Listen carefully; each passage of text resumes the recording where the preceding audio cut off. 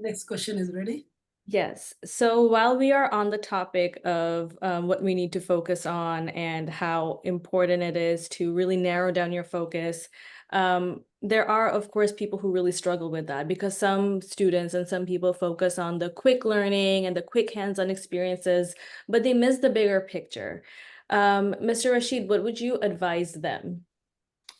So my advice will be the same. Like I told you, like while practical skills are important, but it is also important that you know the understanding, you know the basic understanding, right? So how things work, like I said that before you do like like hands-on, first learn the concept. Like say if you're learning is how to create the EC2, right?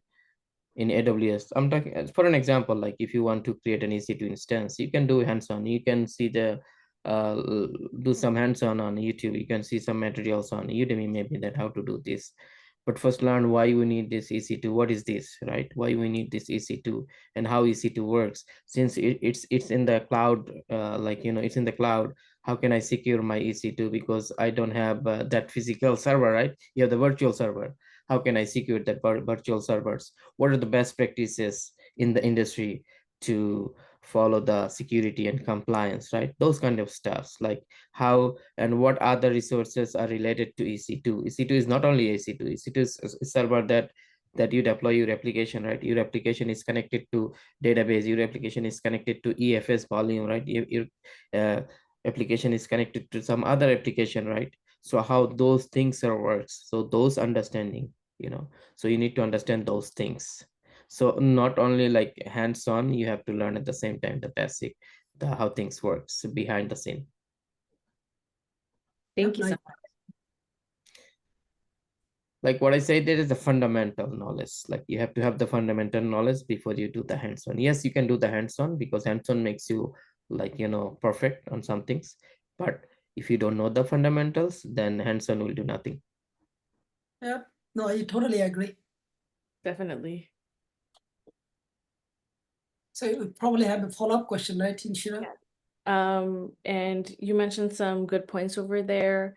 And I have some follow-up questions. Actually, this one's aimed at Mr. Ahmed. I feel like back when we used to learn and when Mr. Rashid used to learn, TS4U's platform was different and our learning style was different. I'm curious, what has TS4U done to improve the content structure to follow along the lessons and what we are learning? Well, this is a great question. So I think he mentioned a couple of things already. He already mentioned two key points. One is, yes, you need to do the hands-on is important, but you really need to know what is happening behind the scene. Why you learn it? What is this, right? Where you are going to implement this? When you are going to implement this? What advantage you are going to take, right? If you implement. What disadvantage you will see if you do not implement. So that's the way we focus. So the content has been structured on the 5 or 6 key point in the very beginning. And once you have all the answer, then finally you go how. So we focus the how at the very end. Because how is, as you mentioned, if you build the fundamental understanding, the big picture, right? How you can accomplish either 1 hour early or 1 hour late, everyone understand the how. But most of the people who is learning the new skills, they always struggle. I learn it. What I'm going to do with this? Am I going to hit somebody else or I'm going to build a house with this? Nobody knows. So the focus is what it is, why you do this, where you're going to use this, when you're going to use it, advantage of using it, disadvantage of using it, and finally, once you have combined the thought, and now you can start the hands-on. I believe this is the one is going to the motivate people and make them expert. What do you think, guys? Yeah, definitely, Chidu. I agree. Okay, so what do you do? More things. Of course the slide is there. Continuously update the slide, but now we also did something the different as well. I want to just show 1 second so that they want to respect everybody's time and effort. Let me show quickly. So let me show. Okay, here. So just in the sharing the 10 second to 30 seconds. So Kaisar, what we did here basically, each of the video, of course, we are using a heavily AI. Each of the video is AI generated based on the Shahid, the main content, right? So what is the purpose of this? You know this, right? As a student, they always get bored.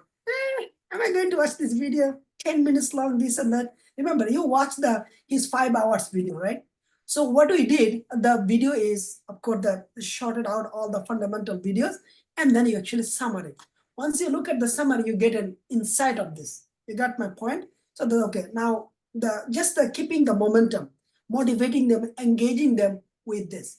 And then now go with each of the video has some type of the interview, question and answer. So giving them some another motivation, the tips or the resource to engage them, right? It's not done yet. Then we also provide some of the video behavior. Okay, so again, so they know, okay, why I'm watching this video. Well, let me read the summary. After watching this video doing the hands-on, let me see what is happening there. So that's happening. Okay, what is happening in the behavioral side? And this is all this happening. So the summarize of this, each of the video, not only the slide, video, and we are providing all of this. One single motivation is to engage student learning capacity, capabilities, and they don't get bored easily because we are human. I understand it, right? We get bored easily. We want to jump onto the next things. This is the things we are doing now. What do you think? The approach is it good approach or do you have any? Yeah, it's good. Like if people they have time, like yeah, definitely it's a good approach, and they need to work on it. Like it's not only reading this Yes, contents. You have to understand that contents because you don't have to memorize everything. You just have to understand the basic. Like okay, this is how things work. exactly. And plus, of course, this is the reference content, but the video mock interviews is the final. Right. Presentation, show and tell, and the video mock interviews, the make them eligible for the next modules. So module is locked and module is the same, controlled by the sprint, every sprint. So they do the same thing. Instead of the group, now they go one-on-one. This thing actually works when you are in the real world. These things works because sometimes we look for the simple commands, like say I forgot a lot of, and I don't memorize all the commands, not even single commands. Like the commands that I usually use daily, I know them, but some of the commands that we don't know, we go research it. But this explanation, I think, will help you in future. Thank you.